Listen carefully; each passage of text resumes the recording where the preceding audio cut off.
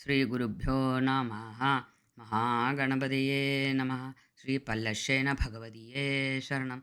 ஸ்ரீ சோட்டானிக்கரையம்ம பகவதி திருவடிகளே சரணம்.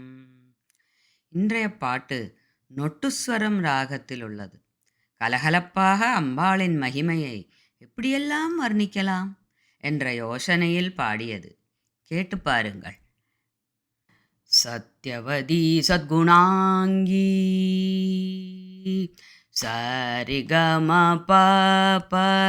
धानि धानि दपाग सारिगमपप धानि धानि दपाग मध मरि गपग सरि मरि नि सा सा मद मरि गपग सरि मरि नि सा सा पा पा प प म म म म ग ग ग ग रि रि प प द प म म प म ग म ग रि रि ग रि सत्यवती सद्गुणाङ्गी सारस्वतप्रधानाङ्गी श्यामळे शालिनी सहस्रारस्थिताङ्गी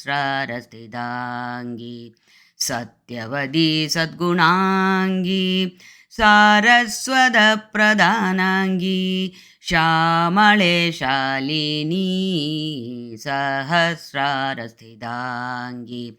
चन्द्रमौलिपूजिताङ्गी चक्रमध्यविराजिताङ्गी चन्दनकुङ्कुमलिप्ताङ्गी चारुवदनस्वरूपाङ्गी चन्द्रमौलिपूजिताङ्गी चक्रमध्यविराजिताङ्गी चन्दनकुङ्कुमलिप्ताङ्गी चारुवदनस्वरूपाङ्गी चैत्र्यारवन्दिताङ्गी चैतन्यप्रत्यक्षाङ्गी चेतनामणिपूरिताङ्गी चोटानिकरवासिताङ्गी चैत्र्यारवन्दिताङ्गी चैतन्यप्रत्यक्षाङ्गी चेतनामणिपूरिताङ्गी चोटानिकरवासिताङ्गी सत्यवती सद्गुणाङ्गी